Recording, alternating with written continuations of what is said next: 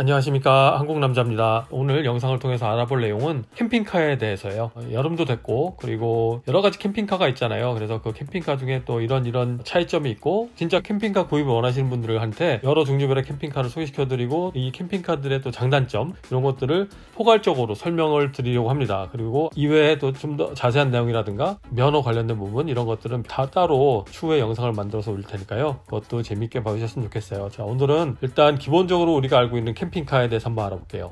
근데 전 세계적으로 봤을 때 캠핑카는 크게 세 가지의 종류가 있다고 보시면 돼요. 특별히 나눠진 종류는 아니지만 그래도 만드는 제작 과정에 따른 종류인데, 첫 번째는 유럽형, 두 번째는 북미형, 세 번째는 호주형이 있어요.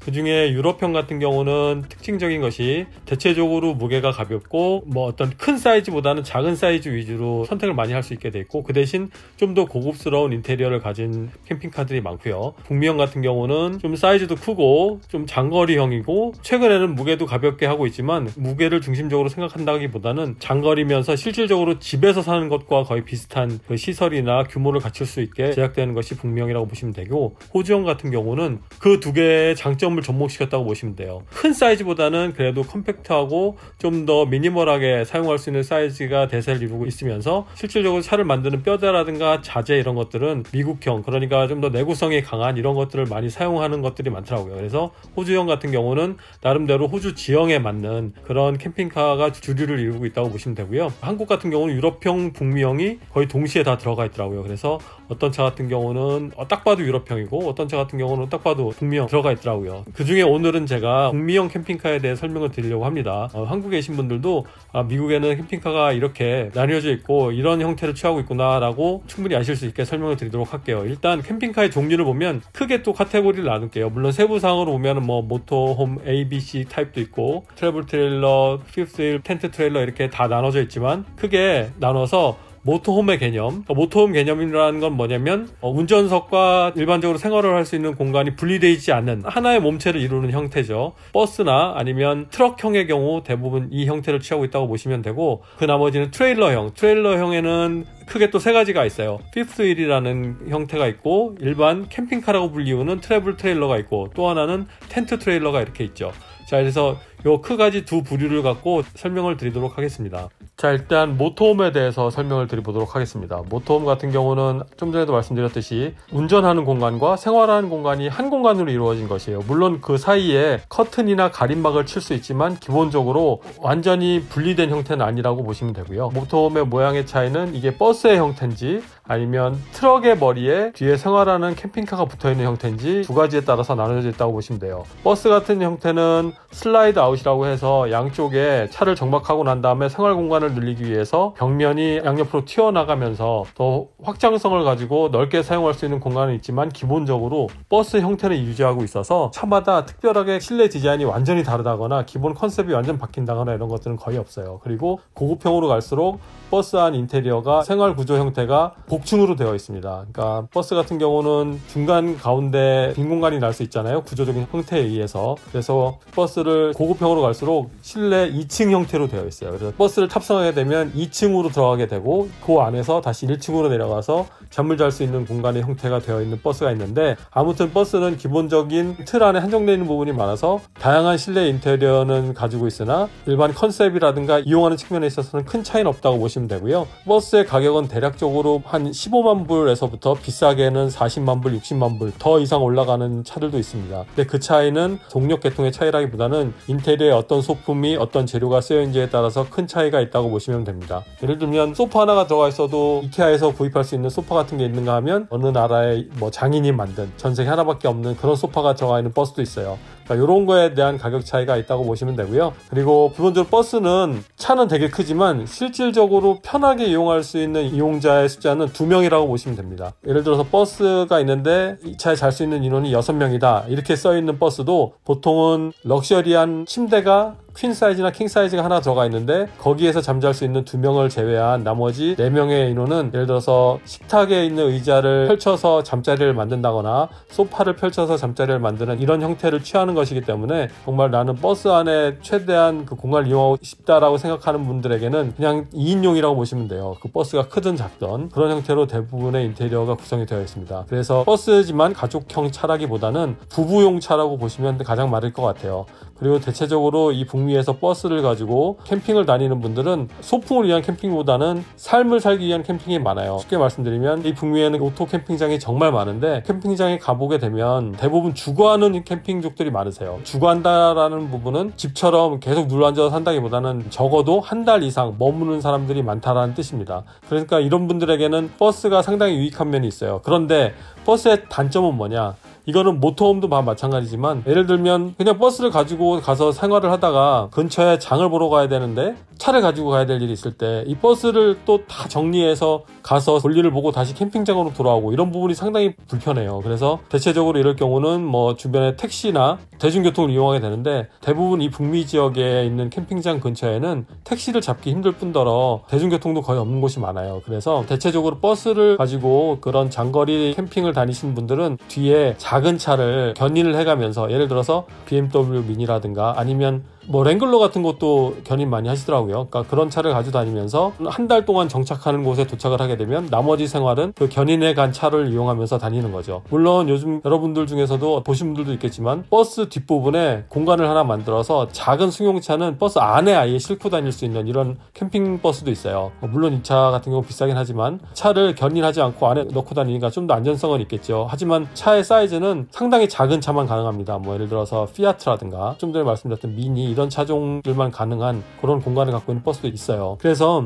버스는 크고 어떤 멋있어는 보이나 민첩성이나 아니면 여러 사람이 이용할 수 있는 공간의 캠핑카는 아니다 라고 보시면 되고요. 그리고 모터홈에 대해서 또 말씀을 드릴게요. 모터홈도 버스와 같이 운전석과 생활하는 공간이 분리가 되어 있지 않지만 버스보다 모터홈이 갖는 장점은 사람이 편안하게 잘 수 있는 공간이 버스보다는 오히려 더 많이 구성이 되어 있습니다. 예를 들면 운전석 위에 공간을 하나 마련해서 물론 되게 좁은 공간이지만 그 안에 얇은 매트리스를 놓고 사람이 충분히 취침할 수 있는 그런 공간이 마련될 수 있고 뒤에는 캠핑카 디자인마다 다르지만 매트리스를 2개를 넣을 수 있는 공간도 만들어 놓은 캠핑카도 있고 매트리스 하나에 베드용 소파를 넣어서 많은 수의 사람들이 편안하게 잘 수 있는 공간을 이렇게 마련하는 곳들이 많이 있어요. 근데 트럭 형태로 된 모터홈의 단점도 버스와 마찬가지로 어느 곳에 도착을 했을 때 장을 본다거나 주변에 놀이시설을 간다거나 이랬을 때 그 버스를 직접 가지고 움직여야 된다는 단점이 있죠. 그러다 보면 아무리 북미 지역이라도 주차에 한계가 있을 수도 있고요. 어떤 좁은 공간의 주차장은 아예 들어가지도 못하고 차를 길가에 세워놓고 좀 불편하게 지내야 되는 경우도 있습니다. 그렇기 때문에 이런 경우에도 좀 더 편리한 캠핑을 위해서는 뒤에 별도의 차를 견인해 갖고 다녀야 그나마 캠핑 가서 좀 더 주변도 돌아다닐 수 있고 쇼핑도 다닐 수 있고 여러 가지를 할 수 있다라는 이런 단점이 있다고 보시면 되고요. 그런 것들이 이제 이 모터홈 형태의 캠핑카들이 갖는 약간의 단점이라고 보시면 되고 그리고 전반적으로 이 모터홈 형태의 캠핑카가 일반 트레일러 형태의 캠핑카보다는 사용할 수 있는 인원이 적고 그리고 사용할 수 있는 공간도 아무리 버스라고 하지만 크게 확대되는 것이 한계가 있을 수 있다라는 점을 말씀드리고 싶습니다. 그리고 이 모터홈들의 단점을 말씀드렸으니까 장점을 말씀드리면 모터홈 형태 같은 경우는 운전이 아무래도 편하죠. 왜냐하면 내가 운전하는 차 자체가 크기 때문에 이 차만 조심하면 예를 들어서 뒤에 작은 차를 견인한다고 해도 크게 신경 쓰이지 않고 편안히 주행할 수가 있어요. 물론 언덕길이라든가 내리막길 그리고 좀 더 많이 구불거리는 길, 와인딩 도로 이런 곳에서는 운전하는 것 자체가 불편할 수 있지만 그렇다고 해도 트레일러 형태의 캠핑카를 모는 것보다 더 불편하다라고 말씀드릴 수는 없습니다. 그래서 이 부분은 제가 장점으로 남겨둘 수 있고요. 일반적으로 주행할 때 대부분의 나라가 운전 중에는 캠핑 트레일러 안에 탑승을 하는 게 불법으로 되어 있습니다. 당연히 그러면 안 되고 그렇기 때문에 운전할 때 생활하는 공간에 일어나는 현상들을 바로바로 알아채고 상황에 따라서 어떤 일이 발생이 됐을 때 차를 갓길에 세워서 얼른 해결하고 다시 출발할 수 있는 이런 상황 대처 능력이 좋다라고 말씀드릴 수 있고 또 하나는 고급스러움이 있어요. 그러니까 특히 버스 같은 경우는 정말 럭셔리한 것들이 많습니다. 그래서 내가 어떻게 꾸미느냐에 따라서 충분히 멋을 낼 수도 있는 그런 장점이 있고 외부적으로 봤을 때 밤에 어디 오지 캠핑을 가거나 아니면 어수룩한데 캠핑을 할 때 그 시큐리티 능력이 아무래도 트레일러 형태 캠핑카보다는 버스 형태 캠핑카가 훨씬 더 좋다라고 이렇게 말씀을 드릴 수 있어요. 그 대신 모터홈 형태 캠핑카는 면허 면허가 하나 더 필요할 수 있습니다. 제가 있는 이곳 같은 경우는 그 차에 에어브레이크 시스템이 있을 때 에어브레이크 관련된 엔도스먼트, 그러니까 면허 하나를 더 따야 되는 게 있거든요. 보통 큰 버스 형태나 큰 트럭 형태의 모터홈 같은 경우는 에어브레이크가 다 달려 있는데, 에어브레이크가 장착되어 있는 캠핑카를 사기 위해서는 또 하나의 더해진 면허가 필요할 수 있다라는 부분이 있기 때문에 이 부분은 꼭 체크하시기 바라겠습니다. 자, 그리고 트레일러로 한번 넘어가 볼까요? 우리가 보통 생각하는 캠핑카라고 하면 앞에 트럭이나 SUV가 끌고, 그리고 뒤에 트레일러 형태의 어떤 박스형 집을 끌고 다니는 이런 캠핑카를 많이 상상하게 되잖아요. 이 캠핑카에는 크게 이 북미에선 세 가지 형태가 있습니다. 피프스 휠이라고 해서 앞에 끌고 가는 견인고리가 트럭 뒷부분에 있는 것이 아니라 트럭 베드에 연결이 되어 있어서 좀 더 큰 형태의 캠핑 트레일러가 되어 있는 이런 형태의 캠핑카가 있고, 또 하나는 트래블 트레일러. 물론 트래블 트레일러에는 토이 홀러라는 개념의 또 다른 트래블 트레일러도 있지만, 오늘은 간단하게 설명하기 위해서 일반 캠핑카 형태만 말씀을 드리면, 일반 트래블 트레일러가 견인고리를 통하기 때문에 SUV도 가능하고 트럭도 가능하고 뭐 미니밴도 가능하고, 견인할 수 있는 무게만 지탱할 수 있다면 그 뒤에 이제 매달고 다니는 형태의 그 캠핑카를 말하는 건데, 이런 캠핑카가 있고, 또 하나는 텐트 캠퍼, 뭐 요즘 많이 유행하죠. 주행 중에는 사이즈를 줄여서 큰 박스 같은 형태의 트레일러 하나를 갖고 다니는데, 이게 캠핑장에 가서는 사방으로 다 펼쳐지면서 여러 사람도 잘 수 있고 텐트 생활하는 것보다는 좀 더 편안하게 캠핑할 수 있는 그런 형태의 트레일러인데, 이 트레일러 같은 경우는 뭐 작은 승용차도 견인할 수 있고요, 그리고 뭐 오프로딩용도 가능한 트레일러도 있고요. 하여튼 뭐 여러 가지 형태가 있습니다. 자, 그래서 이 차들의 장점을 먼저 말씀드리면 공간적인 부분이에요. 제가 가지고 있었던 35피트짜리 트레일러 같은 경우는 10명이 잘 수 있는 트레일러였는데요, 10명이 전부 침대에서 잘 수 있는 사이즈였어요. 트레일러 맨 끝에 벙크베드 4개가 있고, 그리고 앞쪽에는 킹사이즈 베드가 하나 있어서 10명이 모두 편하게 침대에서 잘 수 있는, 그러니까 여기서 뭐 소파를 좀 더 이동시켜서 잔다거나 식탁을 집어넣고 거기에 평평하게 만들어서 잘 수 있는 기능도 있었지만, 이 기능을 다 하게 되면 한 14명이 잘 수 있는 거였거든요. 그 부분을 빼고 나면 많은 사람이 안락하게 지낼 수 있는 그런 형태로 되어 있었어요. 그래서 트래블 트레일러 같은 경우는 이런 많은 사람들을, 특히 가족 형태의 캠핑족들에게는 상당히 유리한 면이 있다라고 말씀드릴 수 있고, 반면에 피프스 휠 같은 경우는요, 오히려 운전할 땐 상당히 편합니다. 견인하는 첫 번째 고리가 베드에 연결이 되어 있기 때문에 차가 회전한다거나 후진할 때 트레일러보다는 작은 각에서 움직일 수가 있어요. 그래서 운전하기엔 좀 더 편하지만, 대부분의 이 피프스 휠도 버스 형태의 모터홈과 같이 2명이 이용할 수 있게 디자인해 놓은 것들이 많이 있습니다. 그러니까 결국 이 뜻은 뭐냐면, 피프스 휠 형태 같은 경우도 보통 은퇴하신 분들이나 아니면 장거리나 아주 긴 여행을 다니시는 분들한테 그만큼 운전도 편하기 때문에 이 부분을 추천하면서 결국은 그런 디자인을 만들어내는 형태라고 보시면 되는데요. 피프스 휠 같은 경우는 대부분 트럭 베드에 연결되어 있는 부분 쪽이죠. 그쪽으로 가게 되면 그쪽이 대부분 메인 침실로 되어 있고, 화장실도 그쪽에 있고, 그리고 계단을 살짝 올라가서 넓은 공간을 구성하게 이렇게 되어 있어요. 그리고 나머지 바퀴 쪽에 있는 공간은 주방이라든가 다이닝룸 아니면 리빙룸 형태로 구성이 되어 있고요. 상당히 고급스럽게 되어 있습니다. 이 피프스 휠도 버스와 마찬가지로 좀 더 고급 형태로 가면 세탁기, 드라이어까지 다 설치가 된 아주 고급 형태로 이루어져 있는 경우도 있는데요. 피프스 휠도 사람이 많이 타기 위한 공간은 대체적으로 없어요. 예를 들어서 피프스 휠인데 6명 잘 수 있다, 뭐 4명 잘 수 있다 이렇게 써있는 부분은 대체적으로 2명을 제외한 나머지 인원은 소파나 아니면 식탁 의자를 이용해서 자는 방법을 다 생각해서 인원수를 계산한 부분입니다. 그렇기 때문에 가족 형태로 캠핑을 다니신 분들한테는 이 피프스 휠 트레일러는 어울리지 않다고 보시면 돼요. 굳이 피프스 휠이 좋다, 그런데 나는 가족이 뭐 4명, 5명이다 그러면 피프스 휠에도 아주 가끔 퀸 사이즈 베드가 2개 정도 들어가는 형태의 트레일러가 있는데, 정말 이 부분은 잘 찾아보셔야 되고요. 잠깐 나왔다 안 나오는 경우도 많기 때문에 어떻게 보면 커스터마이징 하셔야 되는데, 그러면 너무나 비용이 많이 발생이 되기 때문에 이 부분은 굳이 추천드리진 않아요. 그리고 사이즈에 따라서 이 트레일러를 갖고 다니면 단점이 있을 수 있는데, 예를 들어서 제가 샀던 35피트 트레일러 같은 경우는 기름이 떨어졌을 때 이 북미에는 길에 다니다 보면 정말 작은 주유소가 많거든요. 근데 그 주유소 잘못 들어갔다가 저도 기름 못 넣는 경우도 있고, 제가 가지고 간 트레일러 때문에 모든 사람이 다 오도 가도 못해서 당황스러울 수 있는 경우가 생깁니다. 그렇기 때문에 이 트레일러 같은 경우는 사이즈에 따라서 내가 갈 수 있는 범위가 정해져 있다 이렇게 보시면 돼요. 트레일러 형태의 캠핑카가 갖고 있는 단점 중에 하나가 주유소 이 부분뿐만 아니라 이동 중간에 뭐 맛집이 있다거나 놀 곳이 있다거나 이럴 때 캠핑 트레일러 잠깐 같이 세워놓고 내려서 맛있는 거 먹고 재밌게 놀다가 그리고 이제 내가 원하는 목적지까지 나중에 도착할 수 있는 이런 스케줄을 잡을 수가 있는데, 그런 맛집이라든가 놀고 싶은 곳에 정말 큰 주차 공간이 확보되어 있지 않으면 아무리 세워놓고 뭔가를 하고 싶어도 할 수가 없습니다. 뭐 민폐는 민폐고 여러 가지 상황적으로 하면 안 되는 경우가 상당히 많아요. 그래서 이런 경우는 이 캠핑 트레일러를 묶고 중간에 내가 뭐 어디를 잠깐 들려야겠다 이런 게 상당히 불편하고 대부분 불가능한 경우가 많기 때문에, 이런 단점은 캠핑 트레일러를 갖고 있는 사람들이 느끼는 한계라고 보시면 돼요. 근데 거꾸로 내가 정착할 수 있는 캠핑 장소에 도착을 했을 때 트레일러를 풀어놓고 세팅을 다 한 다음에 그 주변을 움직이기에는 모터홈보다는 이 캠핑 트레일러가 훨씬 편하죠. 이 부분은 또 다른 장점이라고 볼 수가 있어요. 그래서 내가 하려고 하는 캠핑 형태에 따라서 캠핑카를 선택하는 것도 상당히 중요한 부분이다 라고 말씀드리고 싶어요.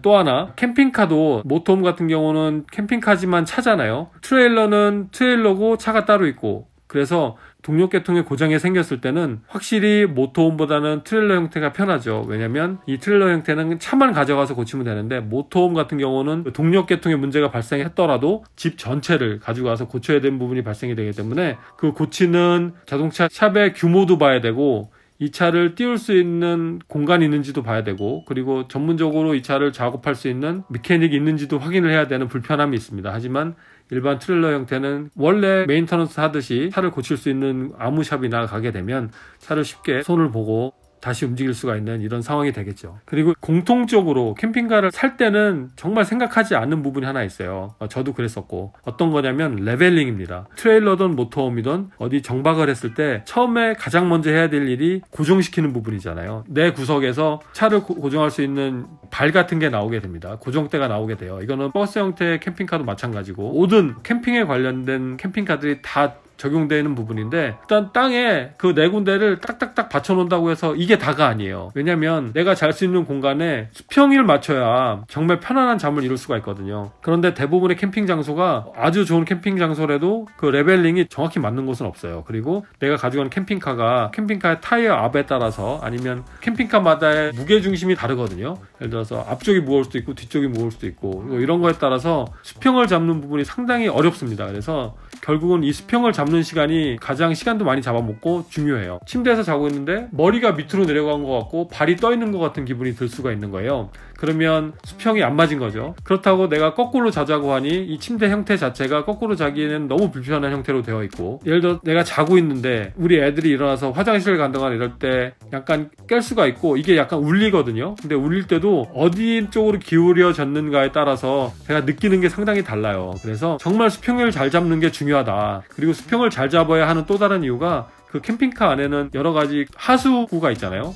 화장실 물도 내려가야 되고 싱크대 물도 내려가야 되고, 근데 이런 라인들이 수평에 맞춰서 물이 잘 내려갈 수 있게 설계가 되어 있어요. 그래서 한쪽으로 기울여 있다 그러면 나도 모르는 사이에 호수 안에 엉뚱하게 물이 차 있는 경우도 있습니다. 근데 이런 물이 잘못 차 있다가는 겨울에 얼었다 터질 때, 물론 겨울 전에는 윈터라이징이라는 그런 겨울을 맞이하는 작업을 해야 되는데 미처 이 작업을 하지 못했다고 했을 때 거기에 껴있던 물이 얼어 있다가 터지게 되면 기분 좋게 봄 돼서 여름 돼서 새로 캠핑카를 사용하려고 가지고 갔는데 거기서 호수가 터져갖고 난감해서 사용하지 못하는 그런 경우도 발생할 수 있어요. 그래서 정말 수평 작업이 중요하다. 그러니까 캠핑카를 처음에 가서 전기도 꼽고 물도 꼽고 하수구도 꼽고 다 했는데 이 수평을 제대로 맞추지 못하면 즐겁지 못한 그런 캠핑이 될 수밖에 없다. 그래서 이 수평 작업하는 게 시간도 많이 걸리기 때문에 이 부분을 꼭 고려하셔야 된다고 저는 말씀을 드리고 싶고요. 이게 캠핑카 사는 업체에서도 얘기해주지 않고 주변에서 그냥 간과하는 경우가 많아요. 하지만 정말 중요하다라고 강조드리고 싶고, 자, 오늘은 캠핑카는 어떤 형태로 되어 있고 크게 봤을 때 장단점이 이런 것들이 있다라고 설명을 드렸고요. 또 다음에 캠핑카에 관련해서 좀 더 자세한 내용을 설명할 수 있는 영상을 꼭 만들어서 올리도록 하겠습니다.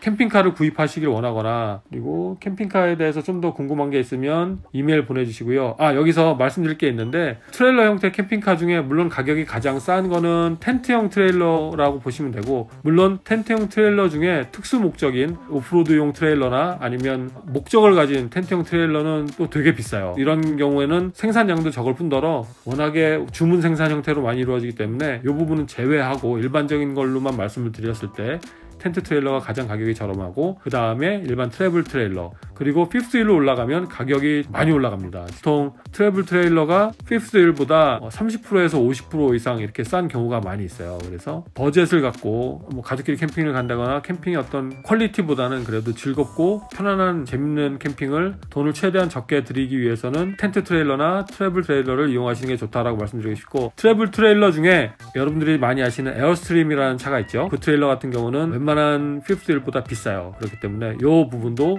별도로 제외를 하고 말씀을 드린 걸로 하겠습니다. 자, 아무튼 제가 트레일러에 대해서 정말 아웃라인으로만 말씀드렸고, 여러분들이 궁금한 걸 계속 물어보시면 그 물어본 질문이 중복되거나 이런 부분이 더 궁금하시구나 생각됐을 때 또 그 부분을 영상을 만들어서 여러분께 보여드리는 시간을 갖도록 하겠습니다. 오늘도 영상을 봐주셔서 감사드리고요. 또 좋은 영상 가지고 다음에 찾아뵐 것을 약속드리겠습니다. 고맙습니다.